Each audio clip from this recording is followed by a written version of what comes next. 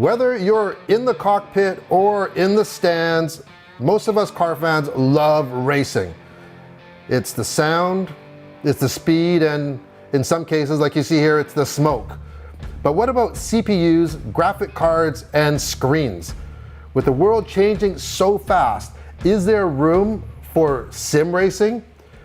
Well, to answer that question today and to answer what's been going on in the racing world, we have two special guests. First, we have Tony Morris Jr. Hi, Tony. And Hello. we have Brody Goble. So welcome, hey guys. And as you can see, Brody's sitting in his sim. We're going to get a little tour of that sim in a few minutes, and that's going to be super impressive. I can't wait about that. But before we get any further, let's go and find out a little bit more about you guys. Tony, go ahead. I could say it, but you're you, and you know what you've done and what you've accomplished. So let's hear it. Yeah, I mean, much like Brody, I got my start in go-karting at the age of 10. Dad raced for almost 40 years. So I grew up at Westwood, I was pretty fortunate to do that. So from go-karting, got into cars at the age of 18, started racing kind of professionally at 19, won my first championship at 20, and have kind of been doing it ever since, sometimes more professionally than others, but sometimes we just go out and do it for fun. I also own my own car, which is a spec Miata. Actually looking forward to running it this weekend out at Mission. And I'm really fortunate to get to race with great people like Tim Brown and his beautiful GT4 Mustang up at Area 27 with the RS1 boys, Trevor Siebert and Riley and that team. Yeah, love it. Very, very, very fortunate. And I've been fortunate enough to be able to take my motorsports passion and kind of turn it into my business, which, as you know, hosts all sorts of things from track days to media events to marketing events to driver training and all sorts of things. We have some amazing clients, and I get to work with a lot of amazing journalists as well, all across Canada. So. Well, we're showing you in the cockpit right now of your Miata. You just made a nice pass right now, and yeah, it looks like a lot of fun, a lot of action going on, a lot going on there. And we'll show some pictures of everything else that you do, and just to let people know. So Tony hosts, and well, he basically plans a lot of these events and the driving events. So he has a team of pro drivers with him. And one of the drivers that works with Brody is Brody. Did I say works with Brody? Works with Tony is Brody. Brody. So Brody is, a longtime karter, also a Formula Drift driver. Tell us, Brody, what that's all about. We're going to put some images up here, which look so cool.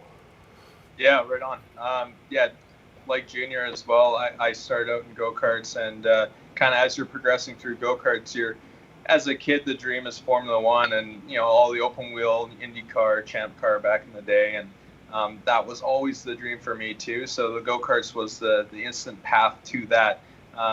Being realistic and Canadian, it's tough. It's not like being in Europe as a kid growing up over there. So that path is kind of dwindling and a little bit more difficult. So I kind of had to decide, like, okay, well, what's the next logical step? How can I stay in the driver's seat? How can I keep doing what I love? And it's obviously my passion too.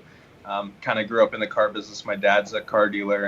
And so that's how I kind of, I played with Hot Wheels as a kid, right? So it wasn't the G.I. Joes. I was just obsessed with cars. So how can I turn that into competing, right? So I started doing a little bit of sports car racing, and then actually just kind of found out accidentally a little bit about drifting.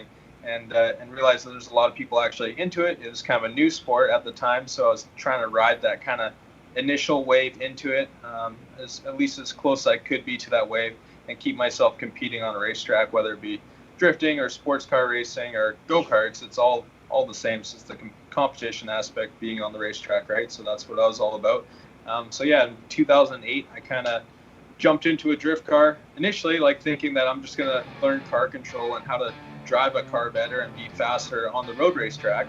And then I started doing pretty well with it actually right off the bat. And then I realized that the sponsors and partners were a lot easier to kind of get in the drifting side of things, just because there's a lot more fans and people watching those events. So I kind of shifted focus over to that side. And then that was, 08, and we're still doing it today in 2020. So got involved with Formula Drift, and kind of you have to earn your way into the series, which is kind of neat. So You actually have to go to like a Pro-Am series and finish in the top 3 in that series to actually earn a Formula Drift Pro 2 license. And then you can actually have like your stamp to get into Formula Drift essentially. And then you can start competing with the big boys in Pro 2 and then work your way up into the Pro 1 series. So that's kind of where we're at with that now. But yeah.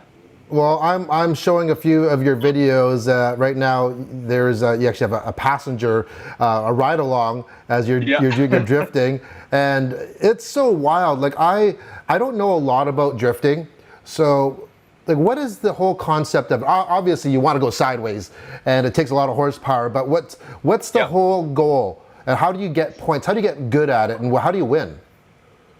Yeah, it's they kind of break it down into 3 things. So you have your line, and then it's basically your style, which is basically how quickly and snappy the car looks on track, how exciting it looks, and then also you have your angle score. So it's basically keeping the car on the right line, but with as much angle, as sideways as possible as you can be.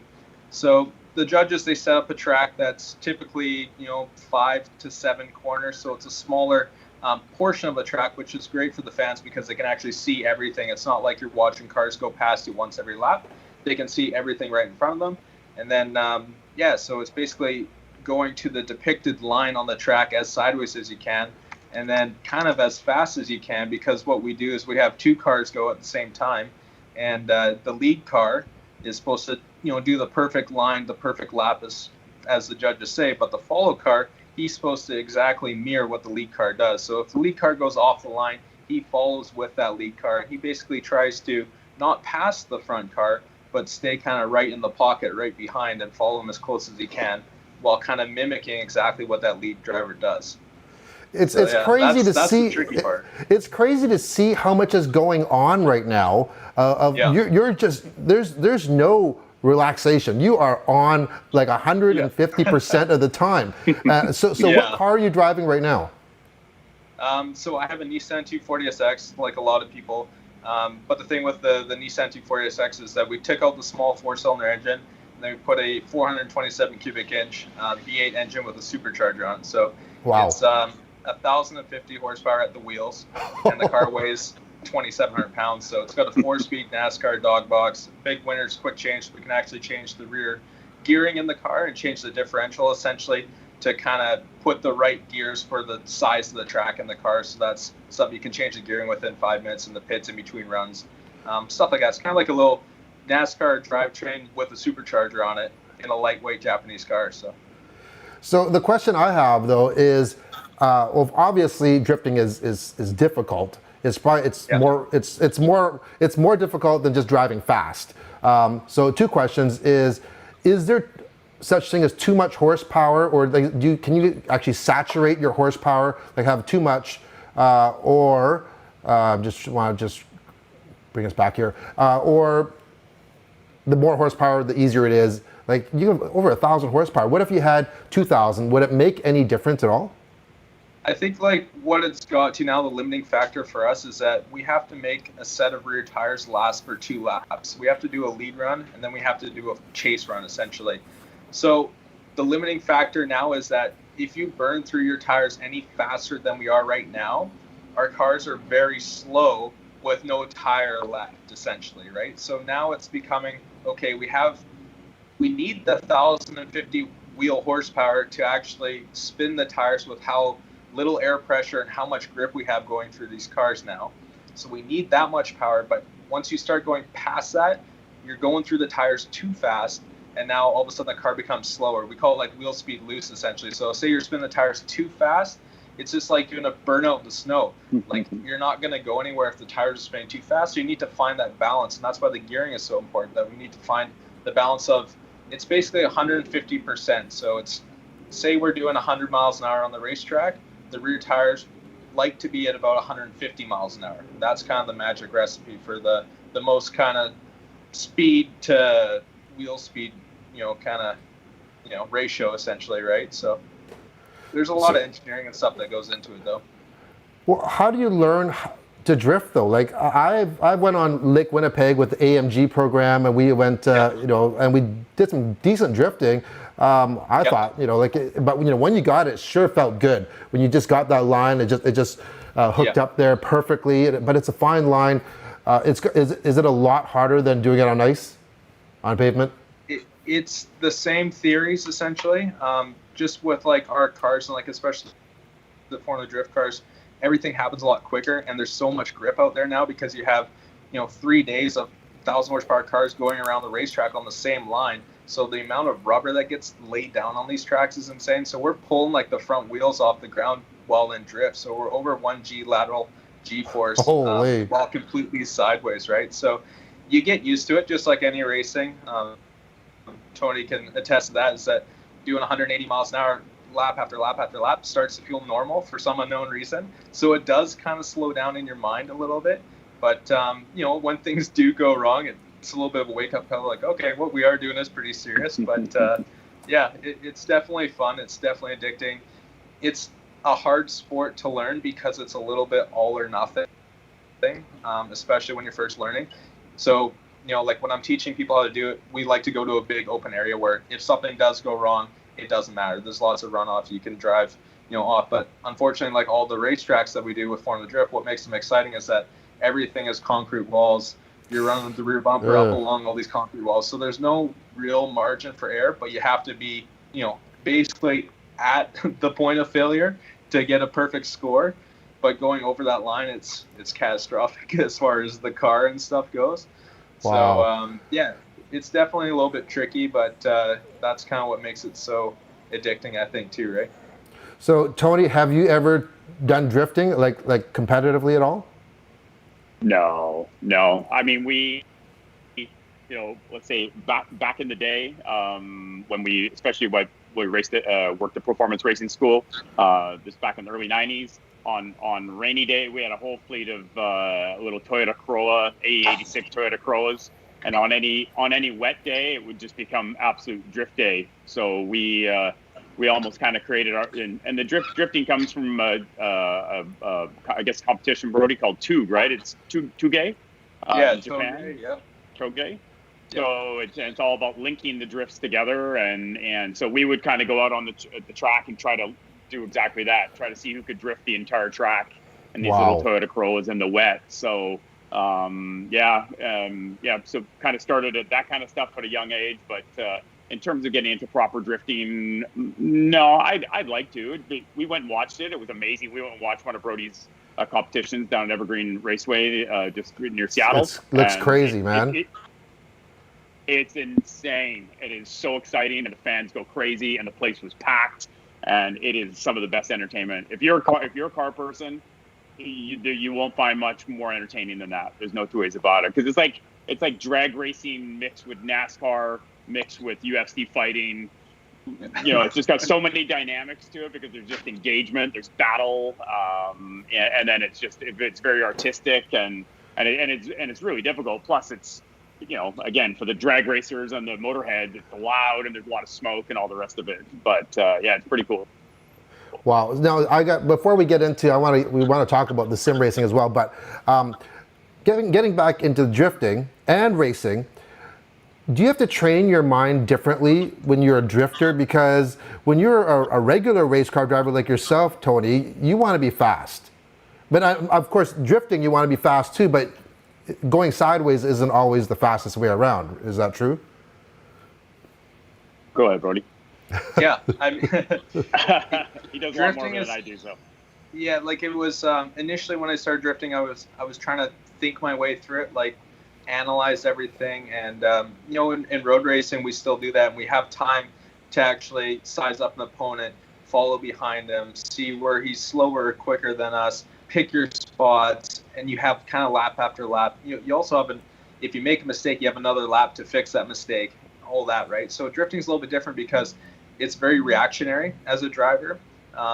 You don't have the time to kind of change what you're doing or think about things or analyze things, and you kind of just have to actually go back to just trusting yourself and trusting your natural instincts. So I kind of end up just driving off the cuff a little bit with drifting, and that's the only way to do it. And you got to put yourself in a position that you're close enough to the guy that you can score well and do well, and trust yourself that if that guy does something that you're not expecting, that you're going to be able to just make that quick off the cuff reaction and save it essentially, right? So it's all kind of confidence a little bit with drifting, which is interesting. It took a long time to figure out that. It's a lot of anticipation and seeing what the car in front of you is going to do too.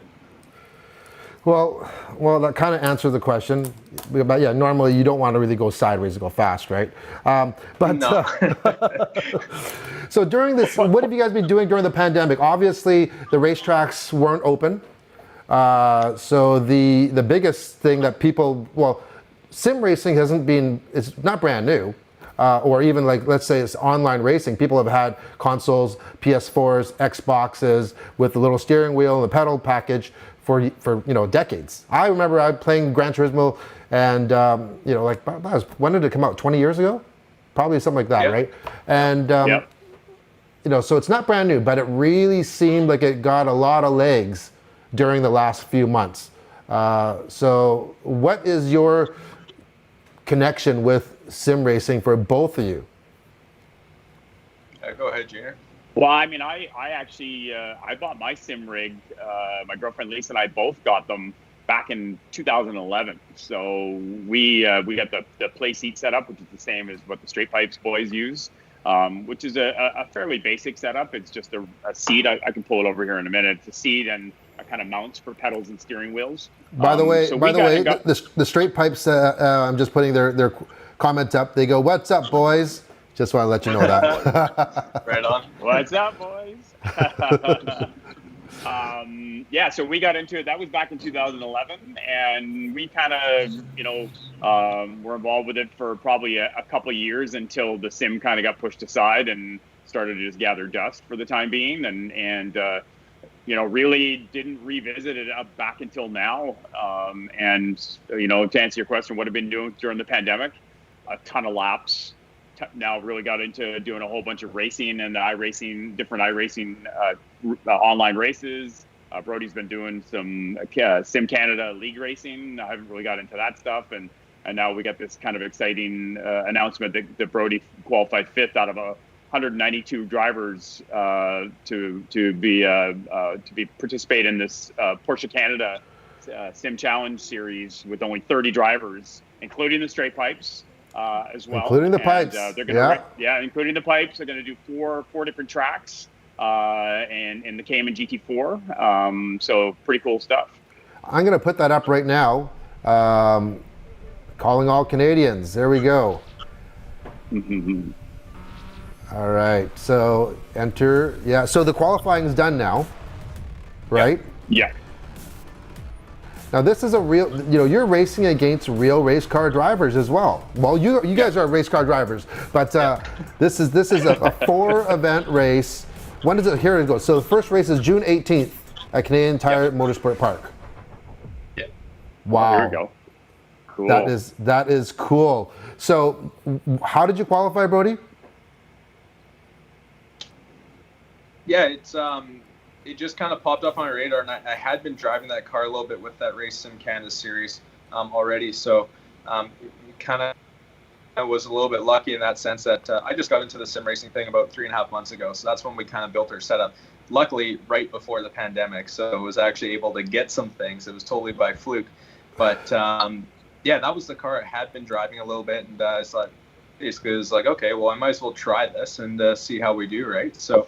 I ended up, it was a combined time of 3 tracks. So there was Mosport, Watkins Glen. Mosport is Canadian Tire Motorsports Park now, that's what they call it.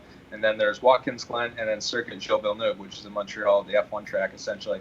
So it was your best time at each of the 3 tracks combined. And then they had an overall leaderboard, right? So, I just I basically referred back to what I'd learned real racing, right? So I know I only have 3.5 months on the sim, but it's all kind of the same stuff. It's all the same theories, and it's all the same practices that you have to put forward, right? So I ended up, coming in 5th there for that. So safely put me into the top 30, and now the real work begins. So it might be a humbling experience, but who knows? Maybe we do okay. So. Well, you're going to be racing against the straight pipes. I did read that online. Now, did they qualify or they didn't have to? So there's 4 brand ambassador celebrity kind of drivers for the series. So the straight pipes, Yuri and Jacob, they're in it on that, so they didn't have to qualify. Must be nice being a celebrity. Hey boys, you hear that? You guys are celebrities now, yes? Well, of course they're celebrities because they didn't get in for that. They're celebrities because they've actually been on Everyday Reviews Live. As soon as you're on here, you're a celebrity. So, okay, you guys are in the same club now too. So they they didn't have to qualify. So you don't know what times that they ran then. No, they're the top secret ones there. So I've been working a little bit with Jacob actually beforehand, so we've been practicing a bit together and stuff. So it should be good. So I haven't driven with Yuri yet, but I think Jacob's going to be good. So Yuri might be the wild card. Who knows? Yeah. So he's saving it. Yeah. So Tony, your dad was in motorsports, a very successful race car driver. You've been racing for all your life. How does sim racing compare to real seat time in a car? Because I've never tried it before.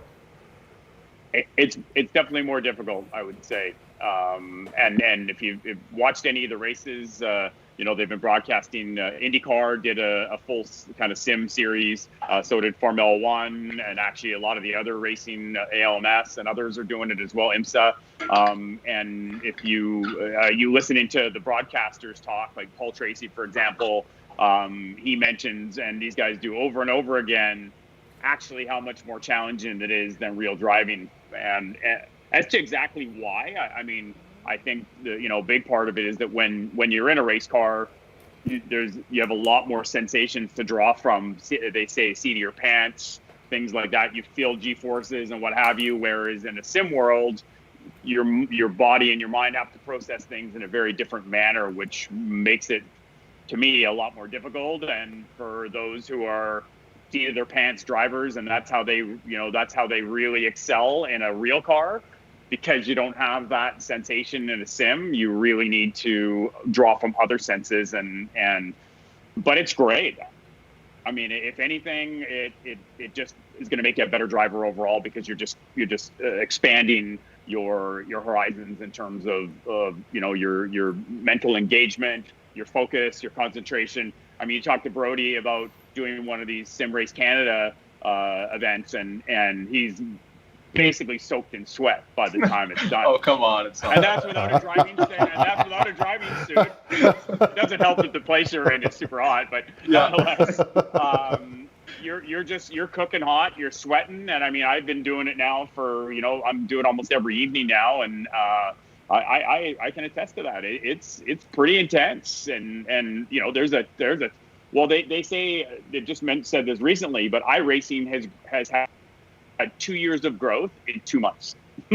So that puts it in perspective on how popular this has come. You cannot find a sim rig to buy almost anywhere. Almost everything is sold out everywhere. You can't even find a PlayStation or a Nintendo Switch now. Yeah. Like, they've been sold out in North America for the last 4 months, at least 4 months. It's insane. Wow. Let alone any type of rig that you have.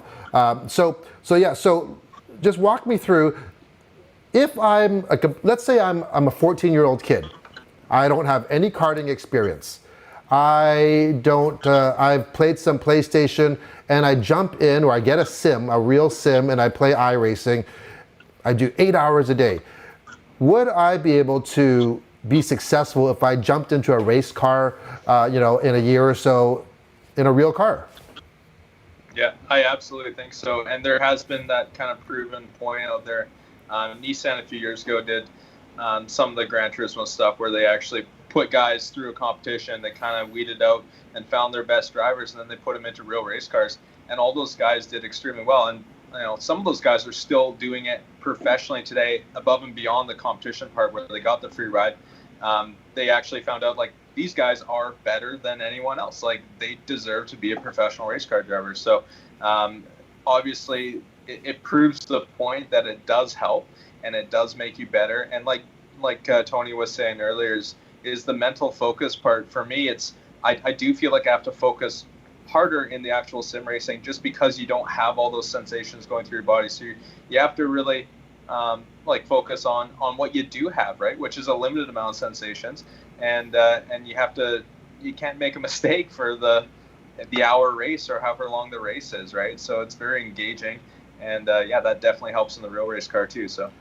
What about? I heard someone say online today, like, okay, well, you know, it's fun as a game, but it's, you know, you can crash as many times as you want, right? Yep. And is there a lot of bashing going on? You know, since it's not costing you anything in damage wise out of your pocketbook. Is it clean racing? I think iRacing is the best for that. It depends, right? So you have like a thing called a safety rating in iRacing. So they actually record how many incidents you get on track, and that will hurt your safety rating. As your safety rating goes down, they can actually degrade your license if it goes down too far. Oh, I see. They stop you from racing against the good guys. So if you want to go race against the top level guys, you have to do it cleanly to get there, and then you have to keep doing it cleanly to stay there, right? So there are little ways like that they can do. They actually monitor it. You can actually protest the guy, just like in real life. You can protest it to iRacing, like, this guy did this, which is some boneheaded move or something, which happens. I mean, it's racing, right? But they actually do take it serious because they know that if everyone's crashing everyone on the system, it will really water the whole thing down. So yeah, it's not a crash fest on iRacing. I think other games where they don't actually have any moderation might become that way. But yeah, people take it quite serious. It's funny, yeah. Like it's like the real deal. So. Well, I always wondered that. Right now, I'm playing for you, Tony. I was fortunate enough to be invited to your big birthday, and there's Brody right there, and so we My 30th went. birthday. Your 30th birthday party, yes, and we were karting. We went karting, and I gotta say, it was such a joy because all your buddies, everyone there, were drivers. And there was so much respect out there. Yes, it was competitive, but you know, it's like I could actually drive knowing that I wasn't going to get illegally punted out. You know, because people just, you know, it was great. It was amazing. So I'm just wondering if that's a type of experience you get when you're at the level that you're racing at right now, Brody. Yeah, I think so. I think it's actually quite good that way. Guys do respect each other. Everyone has the same kind of common goals to get better and see the best they can be.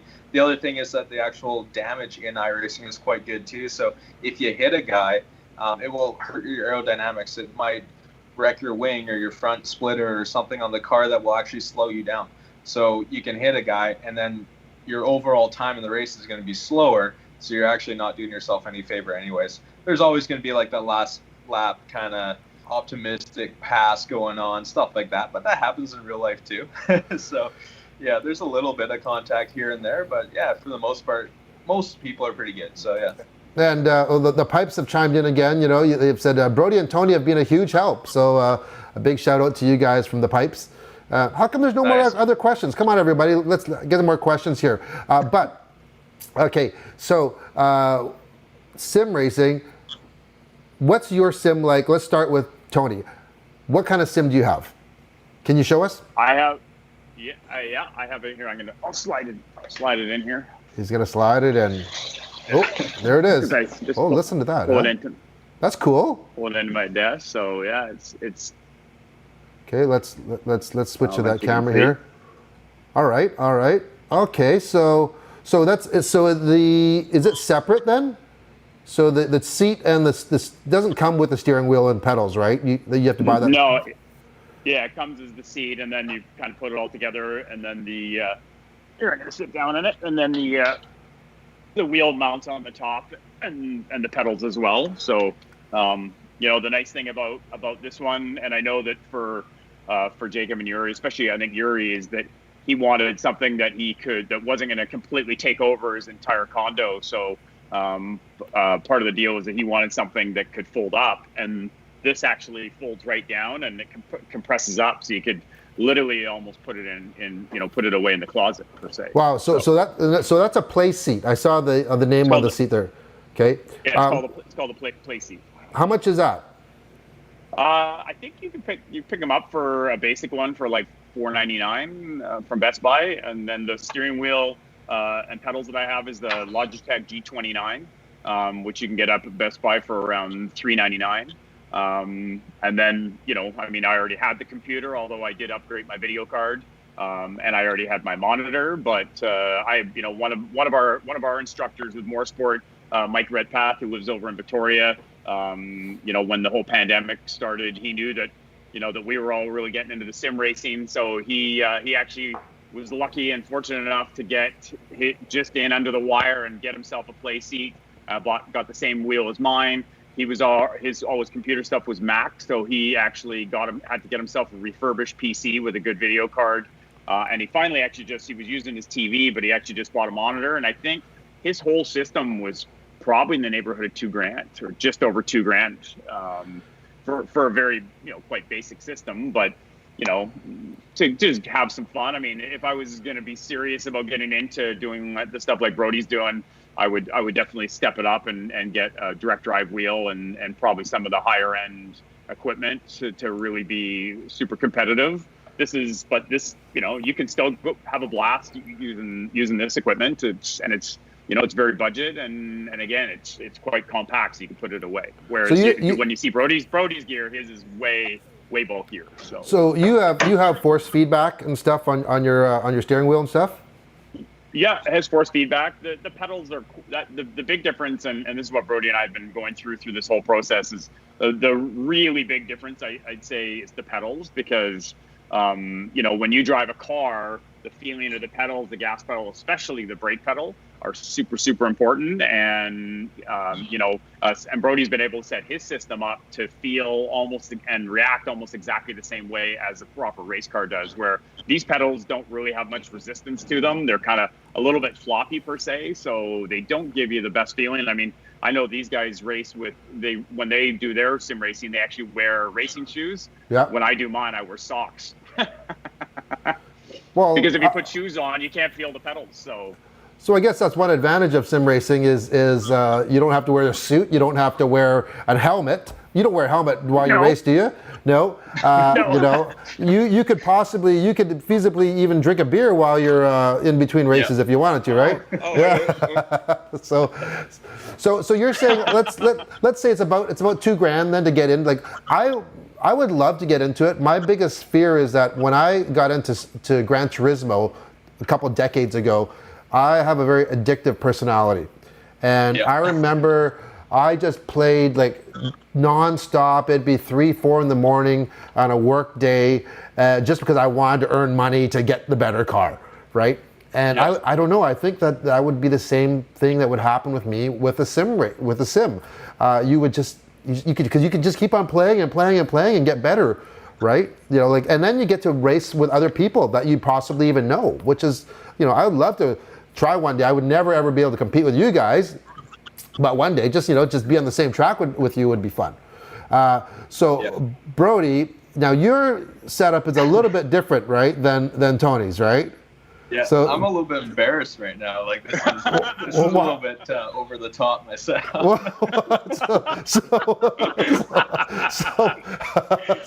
So can you walk us through your sim here? Yeah, I'm gonna jump up here. Hold on 1 sec. Okay, everyone, this is gonna be good. I have not seen this myself, you guys. So let's have a look. Oh, there we go. Okay, there's an air conditioner there because I guess. Holy smokes! Oh yeah, it gets hot. So the actual the rig itself gets pretty hot too, especially when you're standing. So I'm just gonna kind of zoom out there, but this is like the other end of the spectrum here. So a teammate of mine and actually another More Sport teammate essentially on our team, another instructor. His name's Keith Carter. So the good thing for me is that this actually isn't at home, because I would be like you, Brian. I think I wouldn't get off it at all, and I'd do way too many laps and go way off the deep end with this. So this is at Keith's place, actually. So I'm just over at his apartment. He lives, we both live downtown Vancouver, so he's about 5 minutes away. So that's awesome. I have my own set of keys to his apartment. He's not here all the time either. So yeah. That's really nice. Yeah, Look at the handbrake on it. I know. Handbrake for drifting. Yeah, can we get a little closer shot there? Can you go in on the shifter? Let's have a little tour here. I'll give you a quick little kind of rundown here.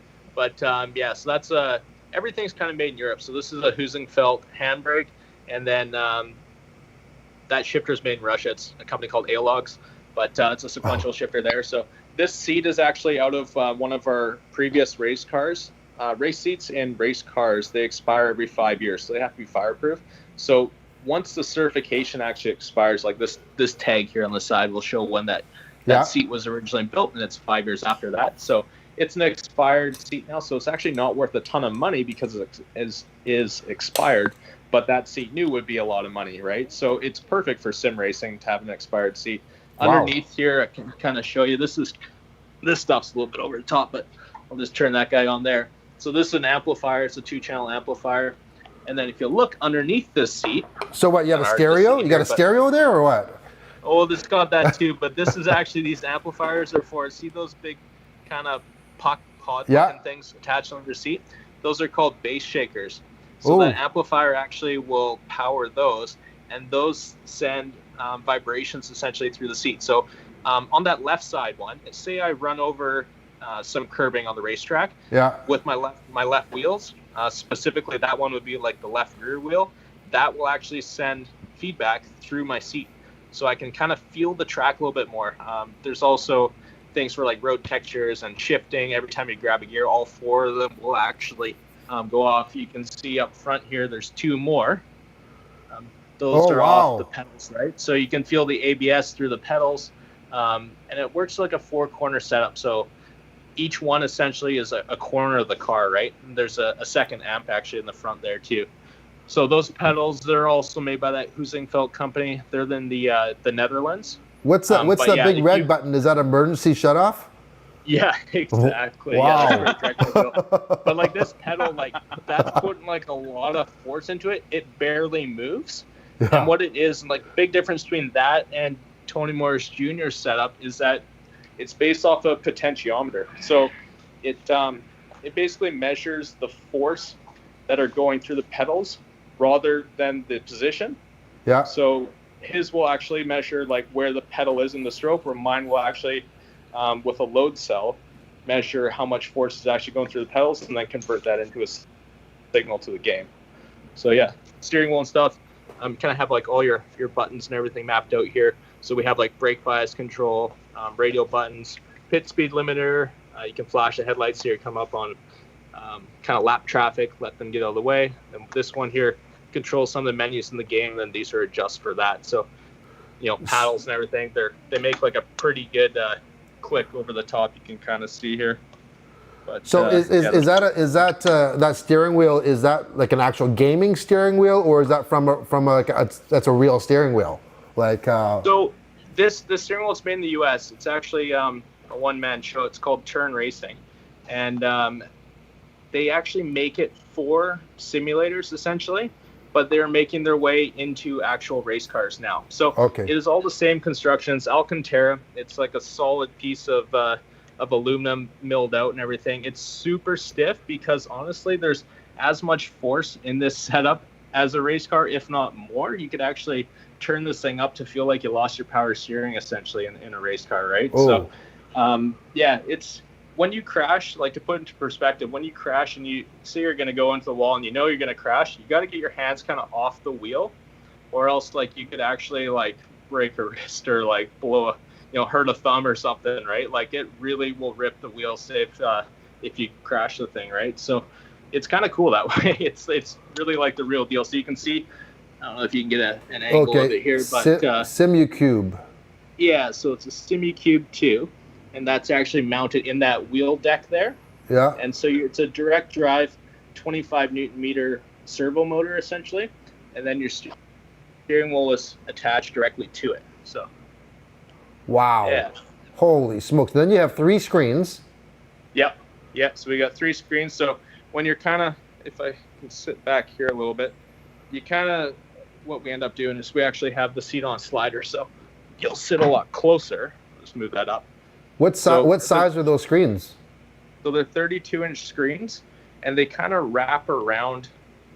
Just kind of get an angle of it. They kind of wrap around your head.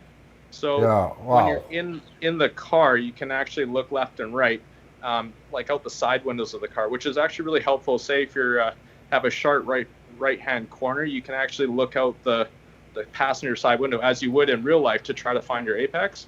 And then if there's other cars around you, you can kind of see them coming up beside you. They don't have to be right in front of you. Say if you had a single screen, you would kind of lose all that peripheral, right?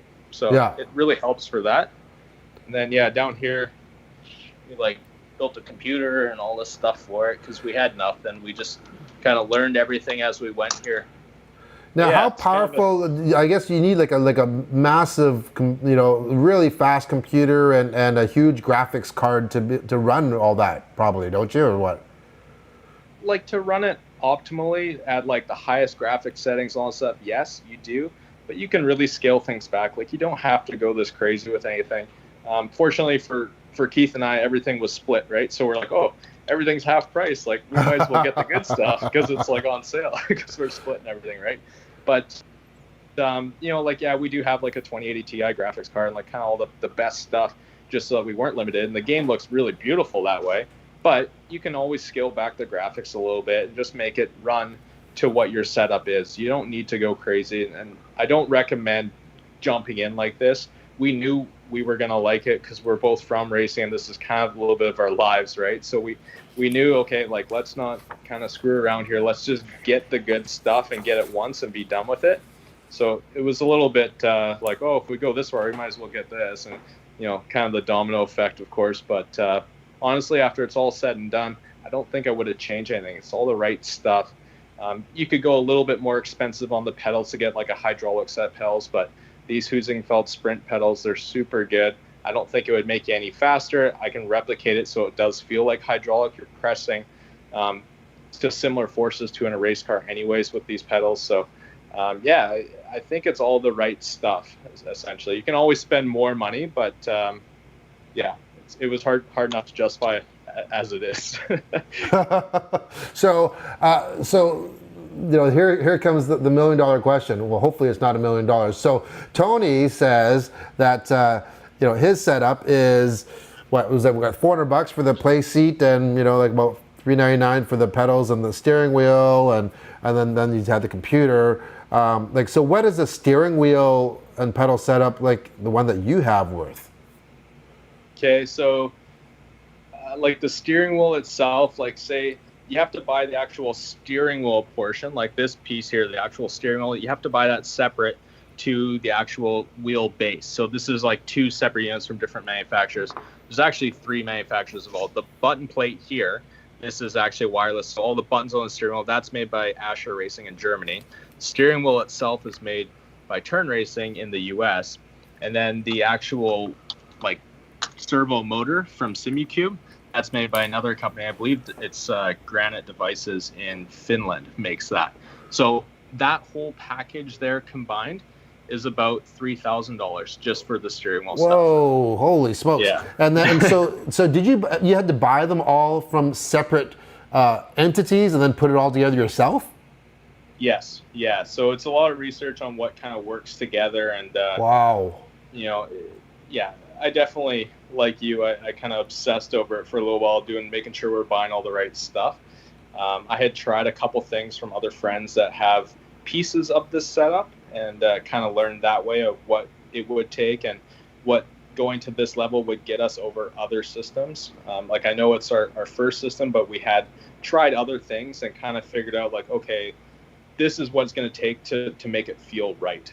So this is what's going to take to kind of make it mimic the real car.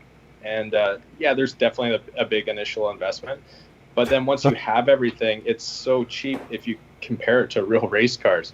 Well, I mean, yeah, you're thousands of dollars every day just to run real race cars on tires alone and tires and fuel and just wear and tear, right? Whereas this, once you have the stuff, apart from your iRacing subscription and that, which is really quite inexpensive, it's all kind of free. So in the long run, it definitely balances out. Yeah, But, for you know, yeah. you're a pro driver, so yeah, I can see that it's actually kind of worth it for sure. But Yeah. yeah, so what are we looking at here? Like, if you were to get into something similar to what you built, Yeah. what would something like this cost, and how long would it take to build? Yeah, so like this would cost somewhere around 15 grand. I mean, that's including the monitors, the computer, the base shakers. Yeah, there's a lot of little things to it, right? Like, um, the funny thing is that we actually kind of put this together, kind of over the weekend. Like it comes everything, like the chassis, right? It's all these extruded aluminum pieces. So there's a bunch of boxes and stuff that come from the Netherlands, but it's all held together by like all these corner brackets. Like it's super modular. You can see like these corner brackets here hold all these pieces together, and then they have like these, they call them T-nuts. There's basically like these slots that everything can kind of go together, and you can change things and adjust things so you can kind of put everything in the right spot. Like even this wheel deck up here, it can slide up and down and in and out. So if you see on the inside, try to show you here, but on the inside there's actually brackets holding this wheel deck that you can slide completely up and down. So there's a lot of fiddling around in like the settings and all that stuff. So I got the majority of this done all in a weekend. It was probably about a month and a bit to get all the parts and pieces to get to the point where I could actually start building it.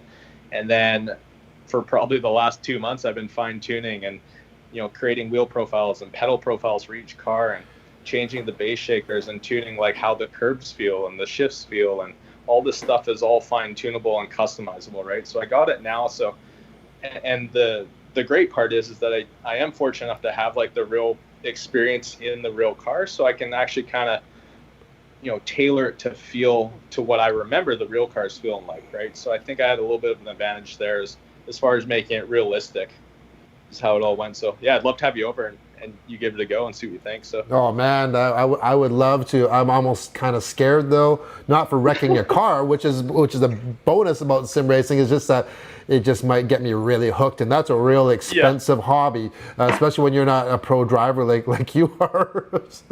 Like Totally. so Tony, is there a sim in the future for you like this? I would like to think so, but yeah, I mean, you know, as I mentioned at the beginning, you know, going to run my car this coming weekend out of Mission. So we're getting back to the real thing again. So right now, you know, the focus is on that. And we also have a big event coming up at the end of the month up at Area 27 with our great client, YSAC Performance. So we're going to be hosting our first track day of the year as well. So excited to get back to the track again. Sure. I've got a plan for you, Tony, and for you and you and Motorsport. I have a great plan. You should go and you should build a setup like the one that Brody has, and you make it so it's mobile, so it's easy to set up, so that way you can bring it to the events that you host, so people like me can try it, right? And then when you're not using it for an event, you can use it yourself. How does that sound? Huh? I like your thinking, Brian. That says right off all over it. Absolutely. Hey, guess what? I'd like to go to a car event, like, you know, you've worked with Honda and Acura, and you work with Mitsubishi, and hey, go to an event and here you go. Hey, after lunch, let's go and do some laps in a sim. Yeah, man. I mean, that'd be awesome. Yeah, no, it's you know, and I think that, you know, I think, where were we? Oh, we were doing an event with Honda in Prince Edward Island, and they actually, it wasn't sim games, but they brought in video games, and everybody was up in the, you know, you'd go for the reception, and everyone was up there playing the video games, and you know, something I think it would be a great addition. I mean, you know, there's a variety of different manufacturers involved, obviously, in the series that Brody's going to be participating in, you know, Porsche, right? I mean, so it could definitely be a good complement to any type of event. I think some of the races, Brody, you probably agree, they do have, I think there are some companies that do that kind of thing. They have like almost like a trailer set up with a bunch of sim rigs on it. For people to try out, and you know, and now Brody set that up as well, so he can even practice his drifting too. So So is there drifting on iRacing, or is that a different program? So a different program. So iRacing is strictly road racing right now. I'd love to see them actually implement that one day. And they're always updating the iRacing game. So you don't have to buy a new game. You just keep your subscription to iRacing, and they're constantly upgrading it. I've been really deep into the iRacing thing. Like I said, I just started this 3.5 months ago with Keith now. So that's been kind of taking my attention. Plus, qualifying for this Porsche thing, I want to do well. Obviously the competitive nature is coming out with me. It originally was supposed to be a little bit more on the fun side, and all of a sudden it's becoming like real racing. So yeah, go figure. But they have another game called the Assetto Corsa, and that's where all the drifting side of it is kind of laying right now. So there's, just like iRacing, there's all these competitive leagues and all sorts of stuff geared towards drifting. So it's pretty neat. It's a whole nother thing I have to learn. I haven't really had the time to dive into it. And but yeah, I think that's in the future too, right? So we'll see how it goes. Is it tougher, doing this like a sim drift than the real drifting? Because do you need more feeling, for drifting? Yeah, I would say so. That being said, it's great that you can actually learn how to do it without the consequences of real life drifting. In road racing, like I said earlier, like you can kind of build your speed up. It's a little bit harder to do in drifting. It's sometimes if you don't go kind of all out drifting, it's a little bit more dangerous in the sense because the car doesn't have as much angle. It's kind of ready to snap straight or drive off in the other direction. It's kind of like you got to either do it or not, a little bit like diving to the deep end. So I think the sim drifting is actually even more beneficial to new people wanting to learn how to go drifting, because they can really get the techniques kind of all dialed in on that without the consequences. So drifting is exciting because of the consequences, but it just kind of sucks to learn because of it at the same time. So is there anywhere where you can learn to drift? Or is a sim the best way to learn to drift? I think it's the best way to learn to drift, for sure. Like with the direct drive wheel and all that stuff, is you can actually have that same motion of letting your hands go and basically letting the steering wheel do the steering and self-steering itself, which is all techniques that you kind of need to be comfortable with before you jump into a car. You can learn how to drift. There's a couple little schools and stuff. There's one in Texas. Our friend Josh Robinson owns that school. There's a drift school down there, and then there's one in Oregon, actually, which is a little bit closer to us on the West Coast here. It's called the School of Drift. So another pro Formula Drift driver, Chelsea DeNova, owns and operates that school. So they have a bunch of basic BMW 3 Series drift cars that you can actually go rent, and they teach you all the fundamentals, and they get you out in the cars right away. And they'll do like a multi-day school program with that. So there's definitely a lot of people that always ask me, like, how do I learn how to do this and that? I would love to actually get my own kind of school car, and we've talked about that in the future, to do that at some point. But yeah, it's a bit complicated because it's expensive, burning through tires and cars break and all that stuff, right? So I'm not sure if there's any money left over at the end of the day, but it'd be awesome to teach people how to do it. So. Oh man, you both of you guys are living the dream. I'm telling you, it's like, so I'm looking forward to one day. I want to see in real life. I want to watch you drift. Well, actually, I've been in a car, but not your own car drifting.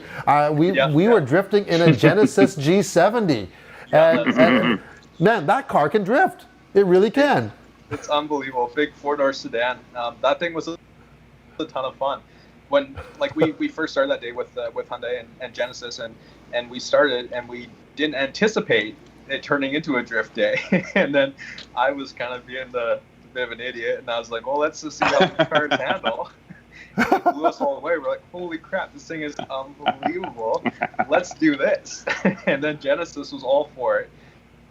Well, so for that's sure. Why they're awesome to work with. Absolutely. We just want to have fun, yes. It really showed off their car, and as you said, you're like, wow, you were just blown away. I got it on tape, and I'm looking for the video. I'm sorry I don't have it like easily accessible here. I thought I did, unfortunately, but I do not have it here. But so Tony, what are you doing there? I see you look very, very busy there. What are you doing? I've been trying to get us in this session that we set up earlier. It kicked us out of the session for whatever reason, and I created another session, and now it's not. Now it's so basically, and Jacob would totally agree, because Jacob just gets angry whenever you mention iRacing. Really? But Now I can't get anything to work. It's stuck. Oh no! Oh no! Because What yeah. perfect timing. It's Well, never done this before, and now it's stuck. I have a backup here. I'm showing you. Here's a motorsport car here. Anyways, a motorsport Porsche, and I'm showing some scenes of a previous practice session, I believe, or a race. I'm not even sure what it is. It's a race, yeah. This is a race that we've got going here. Brody So racing. this. Whoa! Yeah, look at that. Hey, who was that? Hey. Whoa!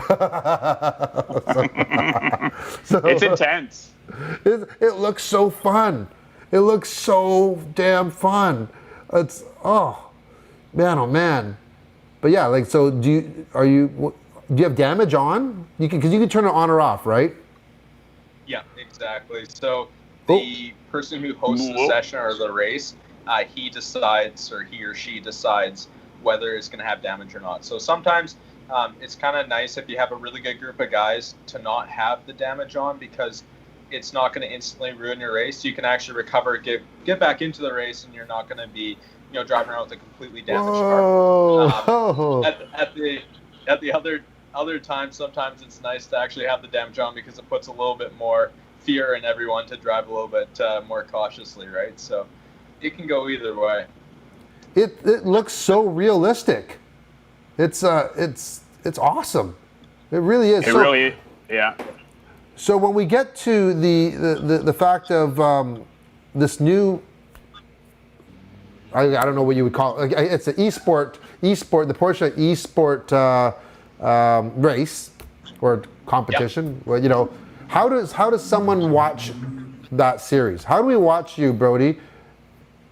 Yeah, so I think later this week, they're going to announce kind of their exact schedule, but the races are going to be every second Thursday. So next Thursday will be the first race.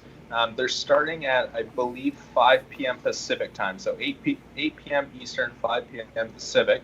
And then Porsche Motorsport Canada, they have a Facebook page. I think they're going to do the broadcast on their Facebook page. Okay. So they'll actually have a separate broadcast, and hopefully they'll have like some announcers and stuff. And usually they put together a pretty good program, and they make it into a real race, right? So that should be kind of neat. Now, Tony, are you going to be spotting or anything on this? Are you a crew chief, or what's going on here? I wear many hats. I'm a spotter. I'm the PR guy. I'm the sponsor. I'm my agent. Yeah, agent. Yeah. Yeah, and then the other thing that's great about iRacing is that you can monitor. You can jump from car to car to car to car. So I can, if there's somebody, whatever, I can jump into other people's cars, see what they're doing. I can give Brody splits on what other drivers are doing.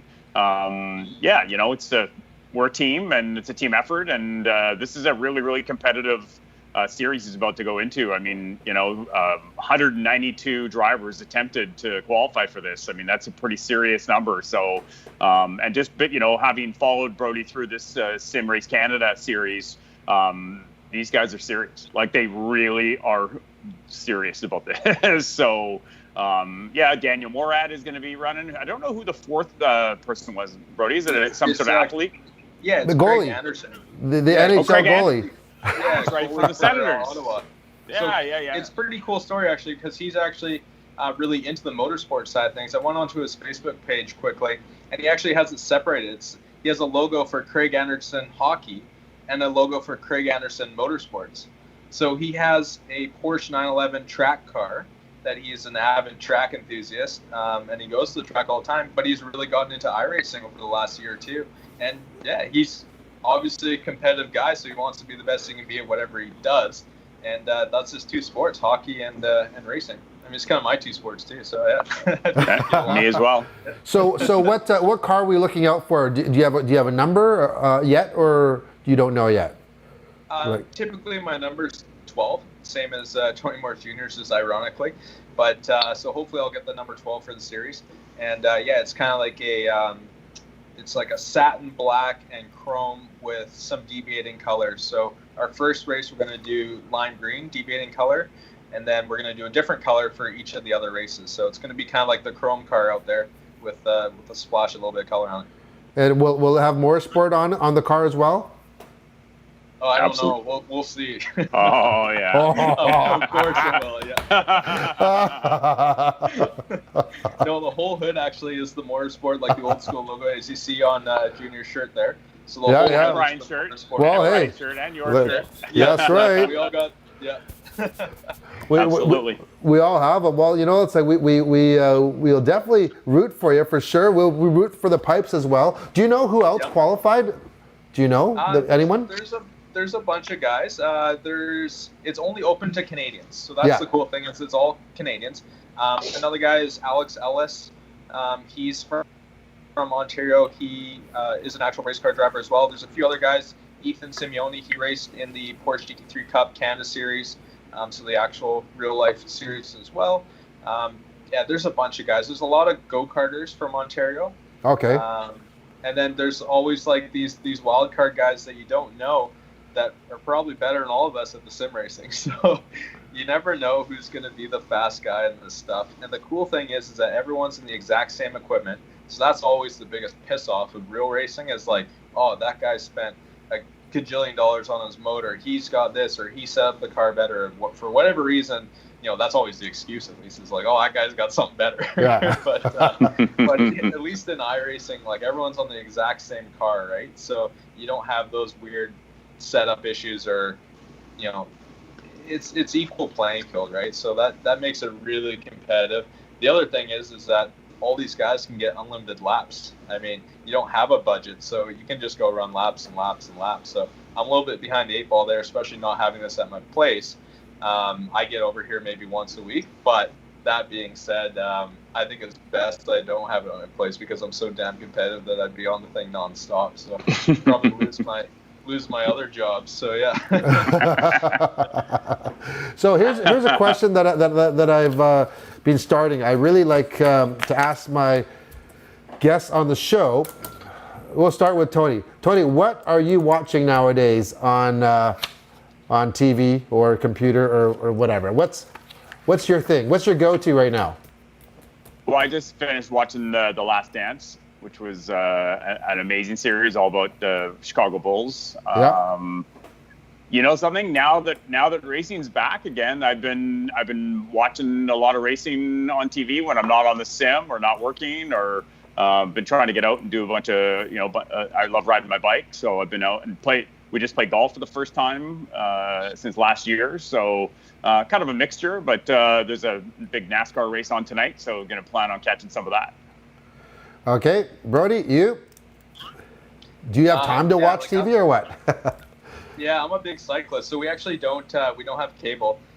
So this is kind of my screen time is on this thing, but we have Netflix as well. So my mom is like obsessed with this series called Suits. It's been around for a long time now. So my wife and I, we just started actually watching like the first season. Like I think we're on episode 3 of that. So that's what we're kind of into, and looks like that's gonna take us till the winter time to get through that thing. But yeah, I kind of alternate. I'm kind of like work and all that stuff, but any spare time I'm out on the road bike. That takes a lot of my time. Swing the golf club a little bit, not as much as I'd like to, but it's kind of like it's gonna be like this iRacing and on the bike, and then alternating back and forth, and hopefully get back to doing some real racing here soon. But for me, all my stuff is in the U.S. and I just can't get to the U.S. So they're actually going ahead with Formula Drift, and it's all opening back up down there. Crazily enough, they're doing stuff. So in July, it's going to be the first Formula Drift events. But yeah, it's not going to work out for me this year really. So yeah, we're going to the track with Junior there on the weekend. So support him there, and at least I'll be out at the racetrack. But that's cool. So. Well, that is awesome. Hopefully I can get out to the racetrack, try out your sim, hit the golf course with you guys, and maybe go for a bike ride, right? I don't know, like, where's the time? I don't know. I don't have that much time. But anyways, I would like, maybe we can do maybe half of one, but yeah, you guys are like way up here on everything that you guys do, but we can still have some fun. So I really appreciate you guys coming on today, and everybody make sure you watch for the Motorsport car for not just the race next week, but watch all the races and watch for them on the track. So thanks guys. Thanks for having us on, Brian. It's been fantastic. And yeah, I do want to try out that sim one day. And and Tony, think about that. Think about the event sim. And then so if you get that event sim, by the way, I know a buyer for your old sim, by the way. Oh yeah. Yeah. I think I know someone that might be interested in that sim. Right. Okay. Hey, you know what we still need to do, Brian? We talked about before is we were supposed to have our go-kart challenge, the sweet and sour go-kart challenge. Yes. Well, next week we have Sweet and Sour is going live next week. Everybody. That's right. Really? Zach is coming on back on the show with Zach Spencer. Sweet and Sour is going live. We have a lot of requests for Sweet and Sour. He's been busy, and it's crazy. Actually, you think that we'd have more time because of the pandemic, but with my 2 little kids, at home, no school, even it's hard to keep them busy right now while I'm doing this. So it's tough. But Sweet and Sour live next week. We got a whole bunch of good things coming on the channel. There's a new F-150 launch coming. Nice. Yeah. So we'll have that on the channel, and I think you'll be interested in that because you have an F-150. You both have F-150s, right? Yeah. So so you'll like that. So anyways, good luck for you guys, and I will definitely be watching next week for sure, hands down. Thanks, Okay. Brian. Thank No you. worries. Take care.